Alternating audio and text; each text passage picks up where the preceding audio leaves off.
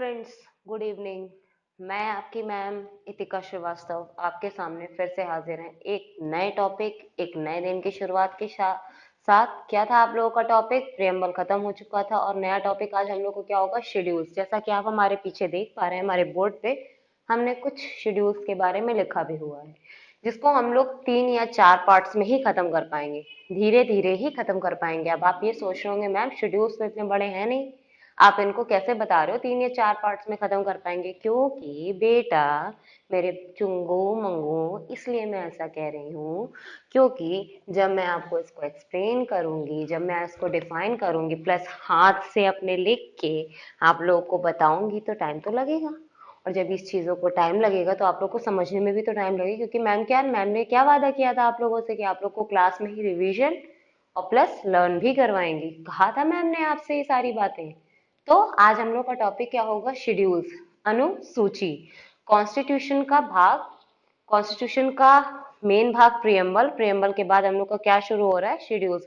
जब हम लोग किसी किताब को खोलते हैं, पढ़ते हैं, तो उसमें सबसे पहले हम लोग क्या देखते हैं कि हमारे कितने चैप्टर्स हैं। इसी के बारे में तो जानते हैं कि चैप्टर्स, और उस चैप्टर्स के नाम क्या क्या हैं, उसके बाद वो कितनी पेजेस में खत्म हो रहा है, कितने पेजेस में वो खत्म होगा, वो तो हम लोग जब चैप्टर पढ़ना शुरू करेंगे तब डिसाइड होगा ना। और लेकिन हम लोग जब चैप्टर को पढ़ना शुरू करते हैं किसी किताब के अंदर, तो उसके पेज भी मेंशन होते हैं, right? If I am right then you are getting me. ठीक है, तो उसमें क्या होता है? शेड्यूल्स में यही तो होता है। अब हम लोग वही तो होता है चैप्टर्स जब हम लोग पढ़ते हैं, तो क्या होता है? पहले हम लोग चैप्टर्स के नाम देखते हैं, फिर उसके पेजेस डिफाइन करते हैं कि हाँ इतने पेजेस में लिखा होगा, उसके बाद ही आगे बढ़ते हैं। तो उसी तरीके से आज हम लोग कॉन्स्टिट्यूशन के बारे में भी करेंगे। ठीक है, तो आज हम लोग का टॉपिक क्या है ये मैंने इधर आप लोगों को लिखा हुआ है, ताकि जब मैं आप लोगों को एक्सप्लेन करूं तो आप लोग स्क्रीनशॉट प्लस इसको समझ पाए, वर्ड्स क्या क्या लिखे हैं इनको जान पाए। तो आज हम लोग का टॉपिक क्या है? शेड्यूल्स। क्या है? शेड्यूल्स यानी कि अनुसूची। क्या है? अनुसूची। ठीक है। अच्छा, एक बात और, जब हम लोगों ने अनुसूची शुरू ही कर लिया है तो इससे रिलेटेड कुछ बातें भी जान लेते हैं। ठीक है, इससे रिलेटेड क्या करते हैं, कुछ बातें भी जान लेते हैं। पहली बात, जब हम लोगों ने अपने मूल संविधान को अपनाया था, जब अपनाया था तब उसमें कितनी अनुसूचियां थी? जब हम लोगों ने अपने मूल संविधान को अपनाया था तो कितनी अनुसूचियां थी? 8 थी। कितनी थी? 8 थी। 8 शेड्यूल्स थे। कितने थे बेटा? 8 शेड्यूल्स थे।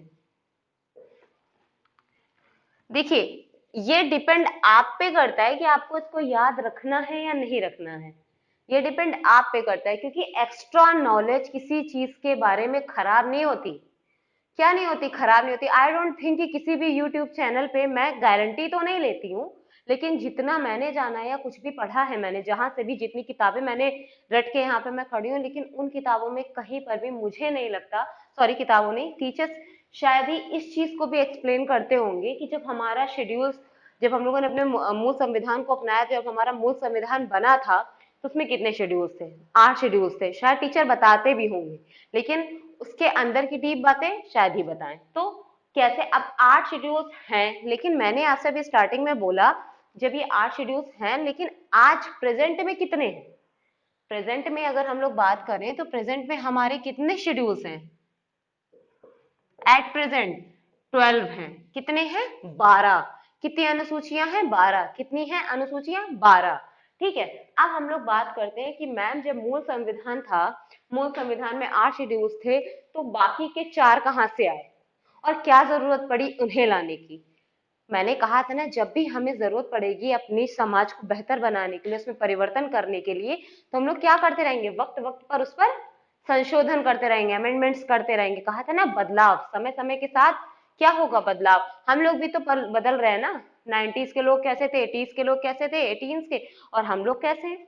यही चीजें तो हैं। 21वीं कैसी चल रही है सदी, हम लोग जैसे हम लोग चला रहे हैं, वैसे ही हमारे संविधान में बदलाव होते रहेंगे। उसी के अनुसार हमारे संविधान में 4 शेड्यूल्स और जोड़े गए। कैसे कैसे जोड़े गए अब देखते हैं, क्यों जोड़े गए, कैसे कैसे जोड़े गए। पहला शेड्यूल, पहला शेड्यूल फर्स्ट, सबसे पहला, सबसे पहला संविधान संशोधन, जब हमारे संविधान में नवी सूची को जोड़ा जा रहा था, नवी अनुसूची को जोड़ा जा रहा था। क्या मुझे पूरा पूरा लिखने की जरूरत है इसको, कि आप समझ लेंगे? चलो अच्छा, लिख ही देती हूं भाई मैं। ठीक है, जब हमारे संविधान में नवी अनुसूची को जोड़ा जा रहा था, तो हमारे संविधान में पहला संशोधन हुआ। क्या हुआ? पहला संशोधन हुआ। वो कब हुआ था? फर्स्ट कॉन्स्टिट्यूशन अमेंडमेंट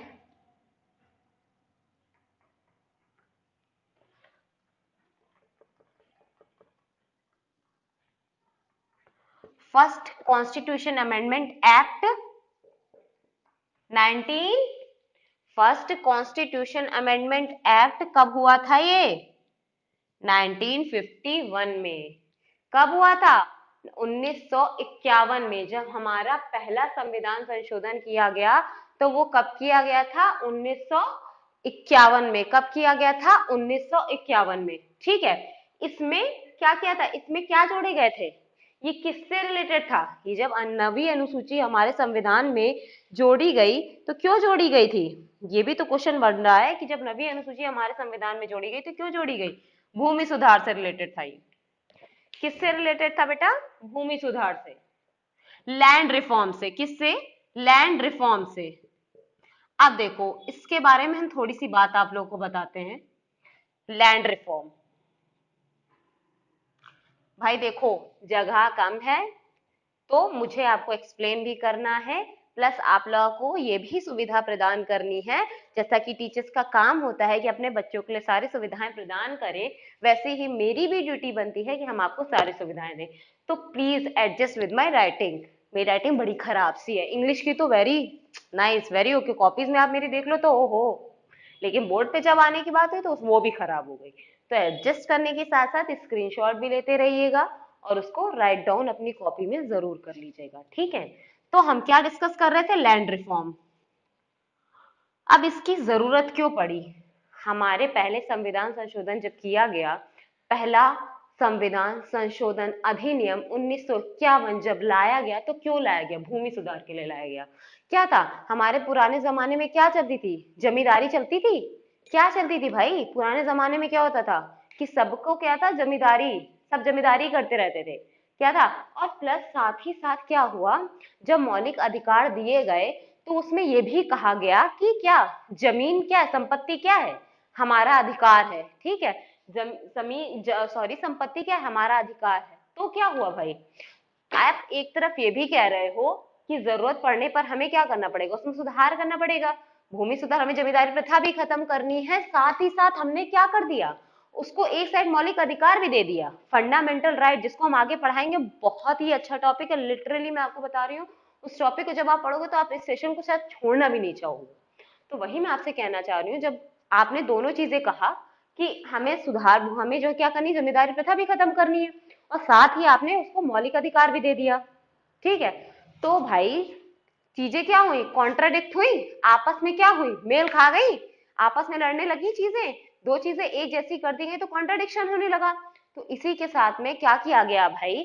पहला संविधान संशोधन 1951 में किया गया, जिसके तहत ये कहा गया कि हमारे भूमि सुधार से संबंधित जितने भी चीजें होंगी उसकी न्यायिक समीक्षा होगी। क्या होगा?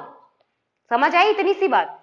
क्या होगा? भूमि सुधार से संबंधित विषय से रिलेटेड सारी बातें इसमें डाली गई। क्या किया गया? भूमि सुधार से संबंधित सारी बातें, सारे विषय इसके अंतर्गत आ गए। आ गए? इतनी बात समझ में आई आप लोगों को? अब नेक्स्ट बात करते हैं।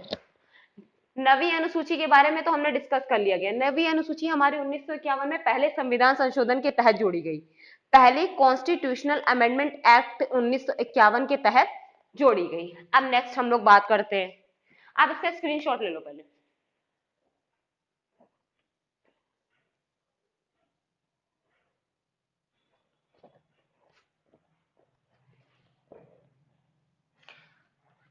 अब हम लोग आगे डिस्कस करते हैं। हम लोगों ने नवी अनुसूची को जोड़ने की बात बता दी, क्यों जोड़ा गया। ठीक है, अब बात करते हैं नवी अनुसूची के बाद आ गई 10वीं अनुसूची, 10th शेड्यूल। जब इसे जोड़ा गया तो 52वें संविधान संशोधन के तहत जोड़ा गया। कौन से संविधान संशोधन के तहत? 52वें संविधान संशोधन के तहत इसको जोड़ा गया। तो ये कब जोड़ा गया? 52वां संविधान संशोधन अधिनियम, यानी कि 52 कॉन्स्टिट्यूशनल अमेंडमेंट एक्ट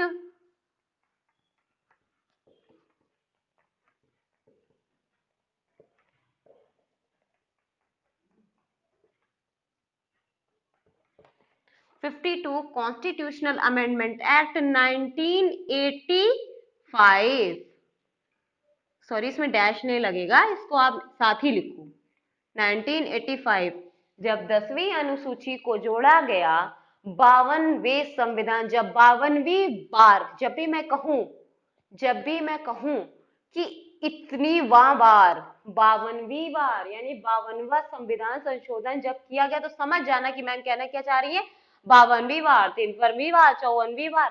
तो इतनी, जब हमारे कॉन्स्टिट्यूशन अमेंडमेंट एक्ट, जब हमारे संविधान में संशोधन हो रहा है, तो कितनी भी बार हो रहा है, मतलब 52वीं बार जब हमारे संविधान में संशोधन किया जा रहा था, तो हमारे क्या किया गया, हमारे कॉन्स्टिट्यूशन में शेड्यूल के अंदर 10वीं अनुसूची को जोड़ा गया, कॉन्स्टिट्यूशन में 10वीं अनुसूची को जोड़ा गया। और ये सूची किससे रिलेटेड थी? किससे रिलेटेड थी? दल बदल कानून। इसके बारे में मैं आपको आगे बताऊंगी, यहाँ पर मैं बिल्कुल इसके बारे में डिस्कशन ही नहीं करना चाहती, क्योंकि हमको पता है नेतागिरी करने को कह दो फिर तो सब एकदम बस, आप समझ गए ना, पॉइंट नोट कर लिया ना, बस अब आगे बताऊंगी मैं आप लोगों को ये है क्या एक्चुअली। ठीक है, दल बदल कानून यानी एंटी डिफेक्शन लॉ, इंग्लिश में क्या बोला है इसको, एंटी डिफेक्शन लॉ। ठीक है, जब 10वीं अनुसूची को जोड़ा गया, तो इसमें किस लिए जोड़ा गया, दल बदल कानून से रिलेटेड, दल बदल कानून यानी कि एंटी डिफेक्शन लॉ। मेरा मन तो बहुत हो रहा है कि मैं अभी बता दूं इसको, किससे ही इसका खत्म करूं, लेकिन मैं बताऊंगी नहीं, मैं आपको आगे बताऊंगी, बड़ा मजा आएगा जब मैं इसके बारे में कुछ ऐसी बातें भी बताऊंगी, आपको मजा आएगा इसके बारे में जानने में। तो अभी के लिए सिर्फ इतना जानो कि 10वीं अनुसूची को जोड़ा गया, किसके तहत, 52वें संविधान संशोधन के तहत 1985 में। क्यों जोड़ा गया, दल बदल कानून, दल बदल, इधर उधर वाला सिस्टम खत्म कर दिया गया इसके तहत। तो इसका भी स्क्रीनशॉट ले लो, मैं फिर से हट जाती हूँ।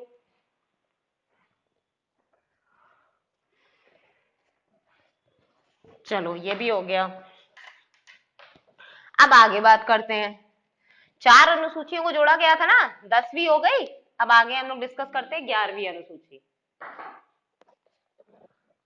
11वीं अनुसूची, जरूरी नहीं कि हर शेड्यूल एक प्रॉपर एक इंडिविजुअल वर्ड के साथ ही जोड़ी जाए, कुछ ऐसे, ये सब क्या है, ये विषय तो है, जो जब हमारी अनुसूचियों को जोड़ा जा रहा है, किसी विषय के तौर पे जोड़ा जा रहा है ना, कोई ऐसा विषय निर्धारित किया गया तभी तो हमारी अनुसूचियों को उसमें डाला गया। तो जरूरी नहीं है, एक शेड्यूल में कम से कम 29 29 19 19 20 20 18 18 जो है विषय भी हो सकते हैं, क्या हो सकते हैं, चैप्टर्स हो सकते हैं। तो अब देखो 11वीं अनुसूची के बारे में बात करते हैं। 11वां शेड्यूल,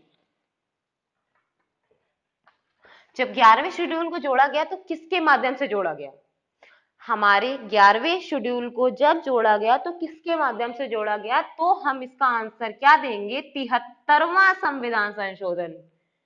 73वीं बार जब हमारे संविधान में संशोधन किया जा रहा था, तो 11वीं अनुसूची को जोड़ा गया। क्या किया गया भाई, 11वीं अनुसूची को जोड़ा गया। 73rd constitutional amendment act, constitution amendment act, ये कब किया गया, ये भी जान लो भाई 1993 में। अच्छा एक बात बताओ, आप लोग को क्या लग रहा है कि सन याद करना इजी होगा, सन याद करना बहुत आसान होता है? अभी तक में कम से कम मैंने 6 से 7 आप लोग को सन बता दिए, और आई एम डेडली श्योर कि आप लोग को एक भी नहीं याद होगा। अगर मैं अभी आपसे इस बारे में पूछ लूं, जब हमारा ऑब्जेक्टिव रिजोल्यूशन हमारे कॉन्स्टिट्यूशन में डाला गया, ऑब्जेक्टिव रिजोल्यूशन को लेकर के एक प्रस्तावना तैयार करी गई, वही उद्देश्य था, उसको कब रखा गया, तो शायद ही आप आंसर दे पाएंगे। अगर मुझे गलत साबित आप करना चाहते हैं कि मैम ऐसा बोल रही है गलत है, हम लोग पढ़ते नहीं है, मैम ऐसा कहना चाह रही है, नो, अभी कमेंट सेक्शन में बताता हूं मैं, क्या बताती हूँ मैं। एक तो मैम पहले नामकरण कर रखा है चंगू मम्मी को, ऊपर से ये भी कह रही है कि हमें याद नहीं होता। तो कमेंट सेक्शन में आंसर देना इसका, जरा मैं देखना चाहती हूँ कितने स्मार्ट हो तुम लोग।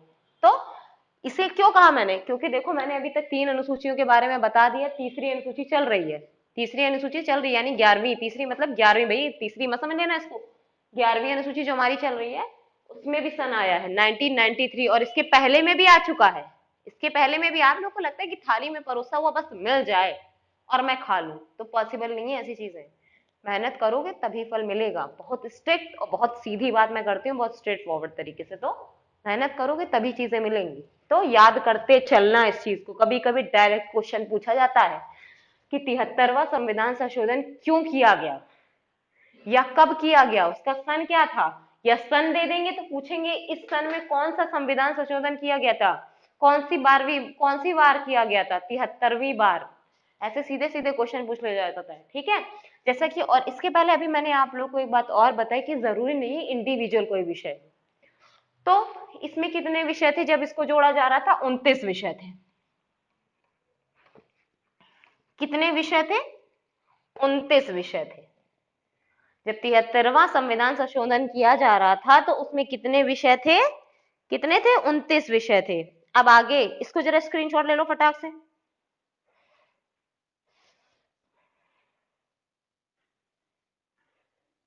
हो गया, चलो।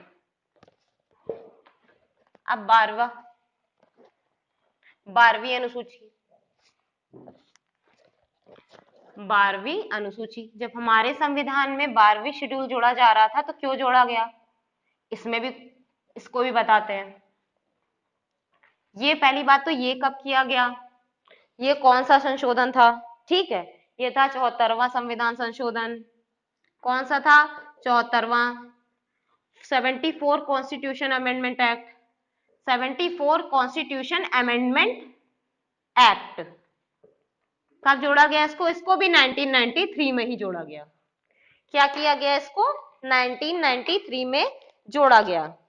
और ये किससे रिलेटेड था, स्थानीय स्वशासन, स्थानीय स्वशासन। इसका मतलब क्या है, ठीक है। देखो भाई थोड़ा सा शा दुनियादारी देख लेना है, ठीक है। मेरा काम क्या है, आप लोग को समझाना, बकायदा इस चीज इस तरीके से समझाना कि आप लोग को समझ में आए।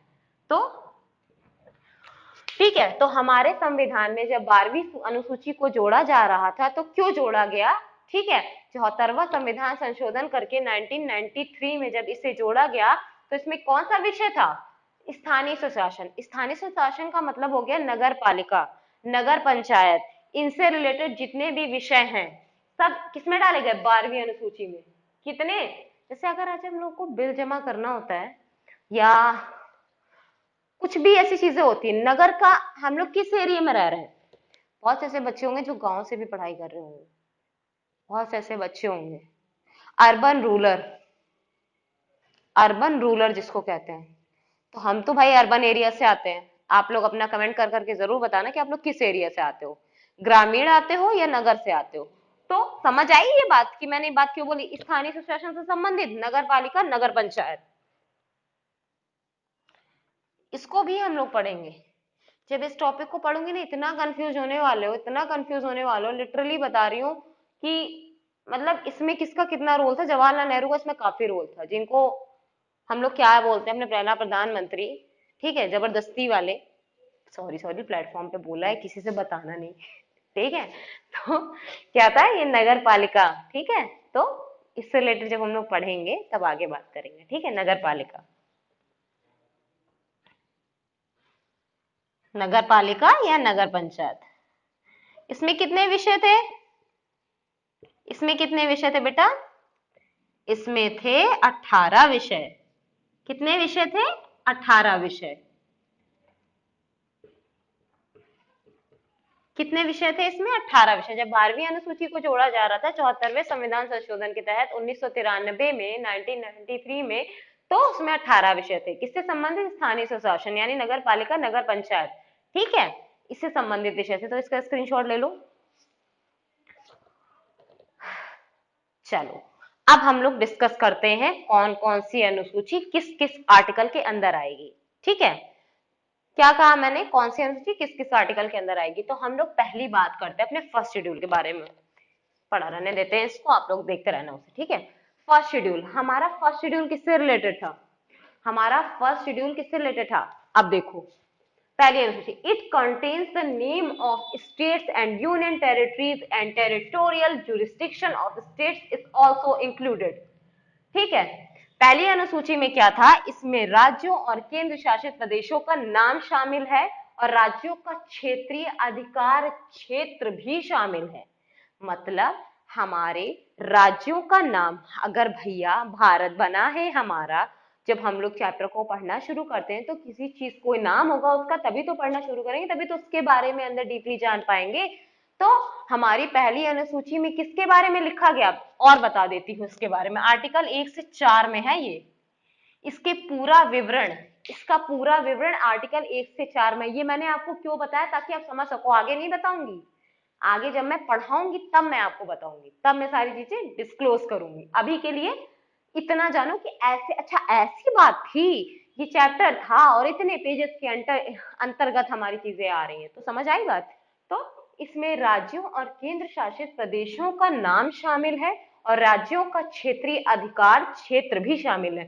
तो हमारे भारत के अंदर कितने राज्य हैं उसके बारे में लिखा गया है और कितनी यूनियन टेरिटरीज हैं उसके नाम के, राज्यों के नाम, केंद्र शासित प्रदेशों के नाम तथा राज्यों का क्षेत्रीय अधिकार, मतलब राज्यों के अंदर कितने क्षेत्र आते हैं, किन किन क्षेत्रों में उनका अधिकार है, इसके बारे में भी पहली अनुसूची में वर्णित है आर्टिकल 1 से 4 के अंतर्गत। जब हम इसे पढ़ेंगे तब मैं आपको सारी बातें बताऊंगी। अब आगे डिस्कस करते हैं भाई। सेकेंड शेड्यूल में क्या दिया हुआ है? The provision in relation with allowances, privileges, emoluments of, ठीक है। क्या दिया हुआ है सेकेंड शेड्यूल में? हमारे भत्तों, विशेषाधिकारों के संबंध में प्रावधान, यानी जो हमारे ऑफिसर्स होते हैं, यानी कि जैसे कि मान लेते हैं कि जो जिनसे भी हमारा देश चल रहा है उनके बारे में सारी भत्ते और उनके अधिकार, विशेषाधिकार, मतलब उनके कौन कौन से अधिकार होंगे, इसके बारे में किसमें दिया हुआ है? हमारे सेकेंड शेड्यूल में दिया हुआ है। किसमें दिया हुआ है? सेकेंड शेड्यूल में दिया गया है। जैसे कि किस, मतलब सभी का दिया हुआ है, जितने भी ऑफिसर्स हैं सभी का दिया हुआ है। जब मैं थर्ड पढ़ाऊंगी शेड्यूल तो उसमें कुछ ऐसे एक्सेप्टेशन केसेस हैं जिनके बारे में मैं अभी डिस्कस करूंगी आप लोगों से। अभी के लिए आप इतना जानो कि दूसरी अनुसूची में किस किस के बारे में दिया हुआ है। मैंने आपसे कहा किस किस के, मतलब सबके बारे में, सबके बारे में, सारे ऑफिसर्स, जैसे कि प्रेसिडेंट ऑफ इंडिया हो गए, स्पीकर ऑफ लोकसभा हो गए, ठीक है, हमारे कैग हो गए, राज्यसभा के जितने भी कार्यकारी हैं उनके बारे में हो गया, ठीक है। और हमारे जितने भी, मतलब हम जितने भी आपकी बात करें, वैसे एक बात बताऊं मैं आपको, इसके बारे में याद करने की आपको जरूरत ही नहीं है। इसके बारे में क्या करने की, आपको याद करने की जरूरत ही नहीं है। क्योंकि अगर आपसे ये पूछा जाएगा दूसरी अनुसूची के अंतर्गत किनके भत्ते और कितने किनके विशेषाधिकारों के बारे में वर्णन है, तो आपसे किसी का भी नाम पूछा जाएगा, आप टिक से आंसर कर दोगे। अच्छा, लोकसभा के स्पीकर के बारे में बात हो रही है, अच्छा डिप्टी चेयरमैन के बारे में बात हो रही है, तो आप फट से उसका आंसर टिक कर दोगे। तो इसमें याद करने वाली कोई बात ही नहीं है, आप अपना खुद ही याद कर लोगे उसको, ठीक है। और रही बात, अगर आपको लग रहा है कि आपको समझ नहीं आ रहा, तो मैं एक दिन पूरी सूची यहाँ पे बना के लगा दूंगी सेकंड और थर्ड के बारे में, आप उसका स्क्रीनशॉट ले लेना, ठीक, लिख लेना उसे अपनी कॉपी में। अब थर्ड शेड्यूल के बारे में डिस्कस करते हैं। It contains the form of oath and affirmation. अच्छा, कितने लोग ये जानते हैं कि ओथ और अफर्मेशन क्या है और ओथ और अफर्मेशन में डिफरेंस क्या है? पहली बात तो ये ओथ क्या है और अफर्मेशन क्या है, इसकी मीनिंग बताओ। दूसरी बात, ठीक है, इन दोनों का काम क्या है, दोनों वर्ड क्यों जोड़े गए हैं तीसरी अनुसूची में? यहाँ पे मैंने हिंदी में नहीं लिखा, बट समझ जाइएगा। थर्ड, तीसरी अनुसूची, तो भारत तीसरी अनुसूची के अंतर्गत हमारे जितने भी ऑफिसर्स हैं उनकी शपथ और प्रतिज्ञा के बारे में है। क्या है? उनकी शपथ और प्रतिज्ञा के बारे में है। अब यहाँ पर क्वेश्चन बनता है, ठीक है, देखो, सॉरी हमने आपको उसमें नहीं, इसमें भी नहीं बताया ना, कैग का क्या, नियंत्रक और अभिलेखा परीक्षक, मतलब इनका काम क्या होता है, सरकार द्वारा जितने भी खर्च हो रहे हैं उसको ऑडिट करते हैं। जो हमारी सरकार जितने भी खर्च कर रही है, जितने भी जितना भी उनका खर्चा हो रहा है, इन्वेस्टमेंट हो रहा है, उसको कौन देखता है? हमारी कैग देखती है, ऑडिट करती है। क्या करती है? कैग, नियंत्रक और महालेखा परीक्षक। ठीक है, तो इसमें किस किस किस की शपथ और किस किस की प्रतिज्ञा दी हुई है? पहले तो मैं आपको शपथ मतलब जो किसी के द्वारा दिलाई जाती है। शपथ मतलब जो किसी के द्वारा प्रेसिडेंट शपथ दिलवाते हैं ना सारे मंत्रियों को, जितने केंद्र के मंत्री होते हैं भाई, गृह मंत्री हो गए, रक्षा मंत्री हो गए, डिफेंस मिनिस्टर जिनको हम लोग कहते हैं, होम मिनिस्टर हो गए, प्राइम मिनिस्टर हो, इन सबको शपथ कौन दिला रहा है? प्रेसिडेंट ही तो दिला रहे हैं हमारे। तो ओथ शपथ हो गई। अफर्मेशन यानी प्रतिज्ञा, जो हम लोग खुद से लेते हैं कि आज हम यह प्रतिज्ञा करते हैं कि हम रोज सुबह 6 बजे उठेंगे। तो क्या हम लोग फॉलो करते हैं? कितने लोग सुबह 6 बजे उठते हैं? इस बात की गारंटी कितने लोग दे सकते हैं कि मैम मैं 6 बजे उठता हूँ या उठती हूँ? कोई नहीं बताएगा यहाँ पे, क्योंकि उठता ही नहीं होगा कोई इतनी ठंडी में, वो भी पॉसिबल ही नहीं है। तो हम ये प्रतिज्ञा करते हैं कि सुबह 6 बजे उठ के पढ़ाई करेंगे, कोई नहीं करता। जब हम लोग नहीं करते तो ये नेता क्या करेंगे? ये दोनों ही चीजें नहीं करते, जितनी शपथ लेते उसको भी पूरा नहीं करते, प्रतिज्ञा को भी पूरा नहीं करते।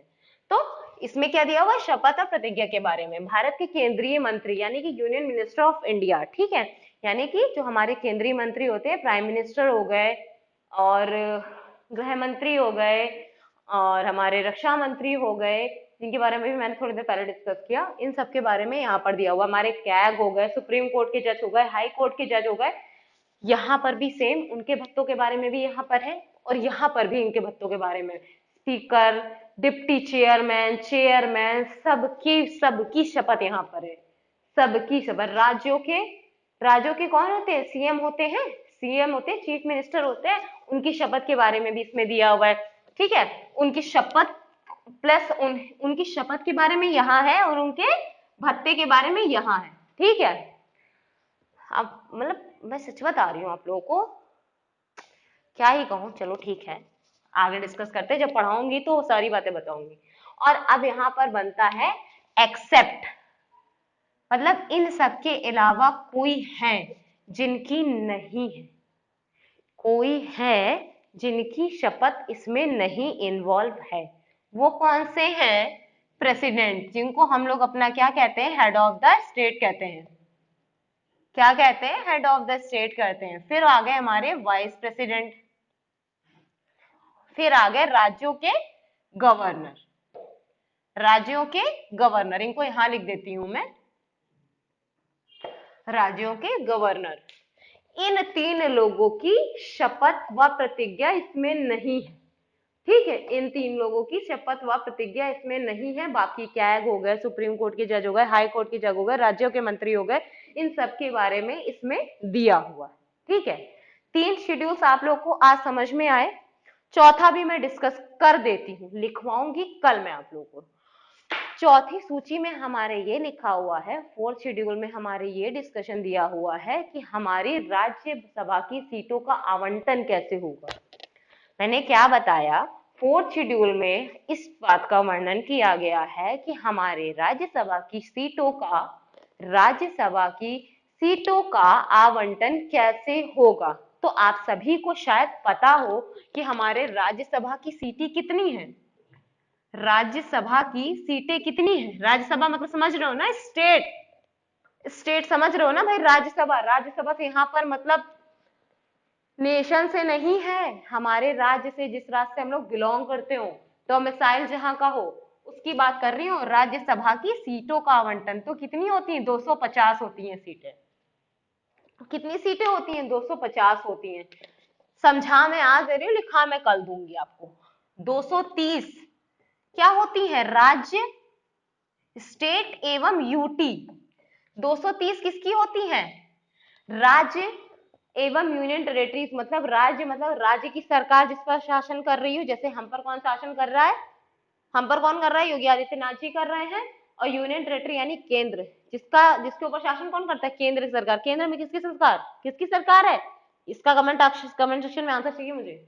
तो केंद्र में किसकी सरकार है वो भी बताना, जब भी आप बताओगे जरूर बताओगे। ठीक है, यूनियन टेरेटरी जिस पर केंद्र का शासन हो। ठीक है, और 12 क्या होती हैं भाई? 230 तो हो गई हमारी, 230 तो हो गई। अब आगे बात करते हैं।